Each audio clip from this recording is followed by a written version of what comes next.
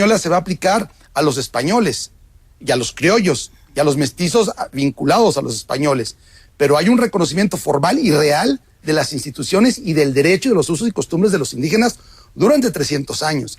Y hay un múltiple cruce de derechos, lo decía Esquivel Obregón, de deformación de derechos por los dos tipos de sociedad. Las dos repúblicas viven aisladas, sí, pero con grandes puentes de comunicación y de transformación y de deformación.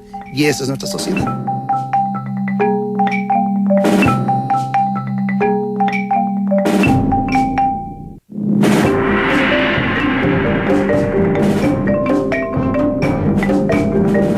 La elección española se va a aplicar a los españoles y a los criollos y a los mestizos vinculados a los españoles, pero hay un reconocimiento formal y real de las instituciones y del derecho y de los usos y costumbres de los indígenas durante 300 años. Entonces podríamos explicarlo así, que en las ciudades, en las urbes, rigen las instituciones, el derecho hispánico, la vida es tipo española, mientras en el campo la vida continúa básicamente de acuerdo a las usanzas indígenas. En los pueblos indígenas. O en los pueblos indígenas. Sí, porque en el campo también se asientan hacendados o mineros españoles, claro, que se van a regir por el derecho castellano. Claro, por supuesto. Es el caso de Puebla, que es española desde el inicio.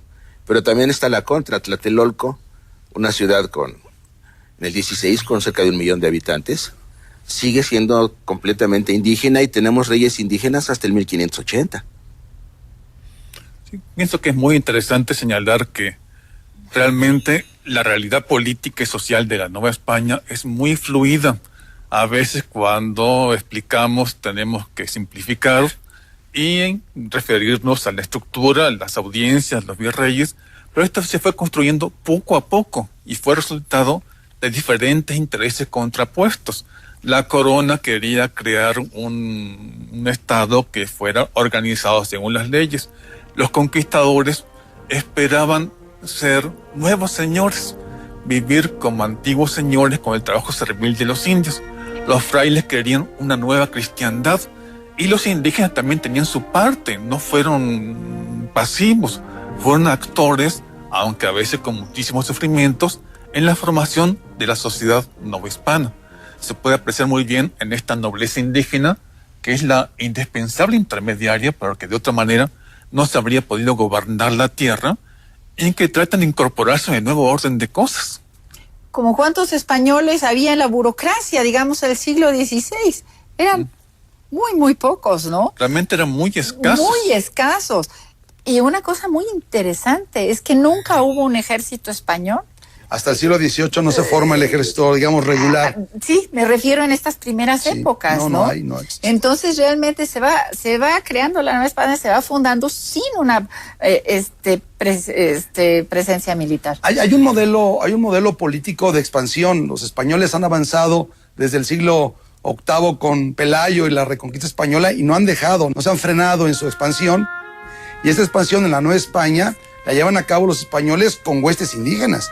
Las poblaciones del norte de la Nueva España son todas fundadas por españoles, evidentemente bajo el modelo español, bajo el modelo de las ordenanzas de Felipe II, que se recogen después en la recopilación de leyes de Indias, pero quienes forman la ciudad son tlaxcaltecas o aztecas que van en la expedición de los españoles y fundan la ciudad. Entonces, el cabildo español queda muy claramente instalado, pero también viene alrededor una población indígena que subsiste y que se va acomodando al modo de vivir de los españoles. Eso es muy interesante porque, repito, hay un múltiple aprendizaje de las dos sociedades y eso es lo que se habla de una nueva sociedad definitivamente.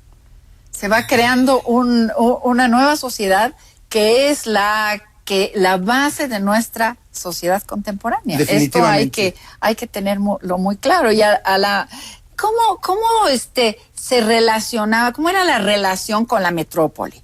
Porque ya nos explicaste que jurídicamente pertenecemos al Reino de Castillo.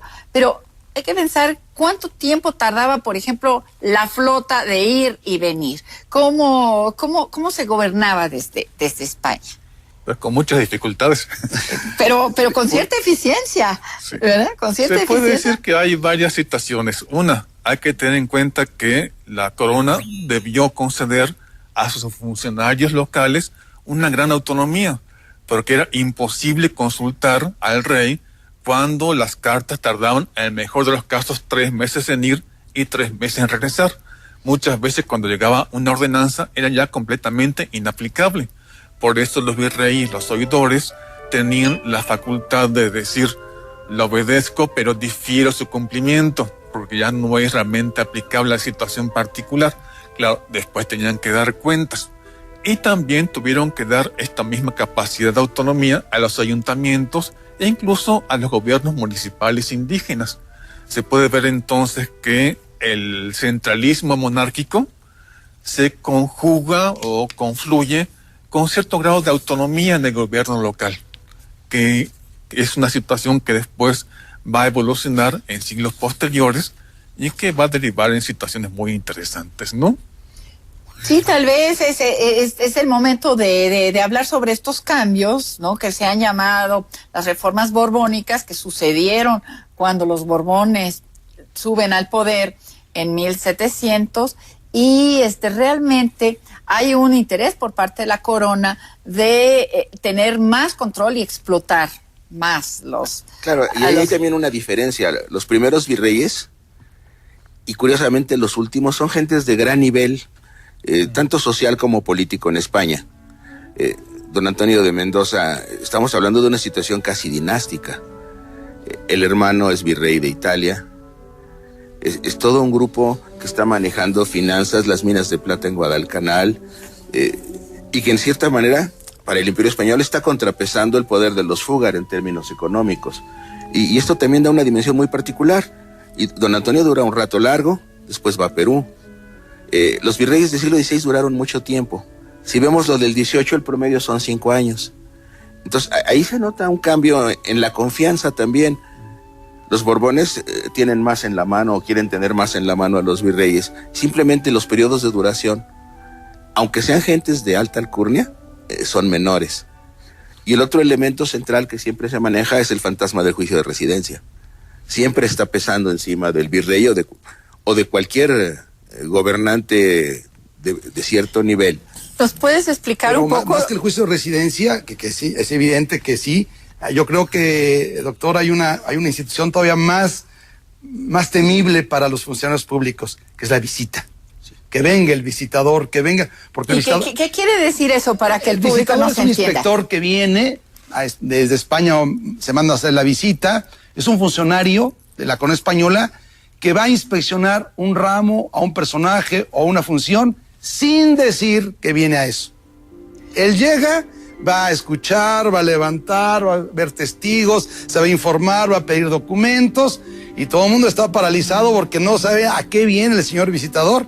Y el señor visitador toma nota y se va a España, y allá se resuelve la visita y se puede visitar el consulado o el tribunal de minas o la audiencia, o se puede visitar la alcaldía mayor de Xochimilco, pero en todo caso es una institución de control y de eficacia, de vigilancia de las autoridades. Esto complementado con el juicio de residencia, que no es otra cosa sino que al finalizar una función, el funcionario obligatoriamente tiene que residir un tiempo en un lugar mientras se integra el expediente de su actuación, viaja a España con su expediente y el juicio de responsabilidades se hace allá. Cuando ya no tiene poder. Cuando ya no tiene poder. Es una institución que los mexicanos deberíamos de asimilar. Sí. Hoy que se pide mucho la responsabilidad de funcionarios en nuestros días, que está pidiendo, ese es el fin del ejercicio político, no solamente el nombramiento, no solamente la legitimidad del nombramiento, sino luego el funcionamiento, y después el fin del cargo público es la responsabilidad. Y en ese sentido, visitas y juez de residencia fueron óptimos para entender por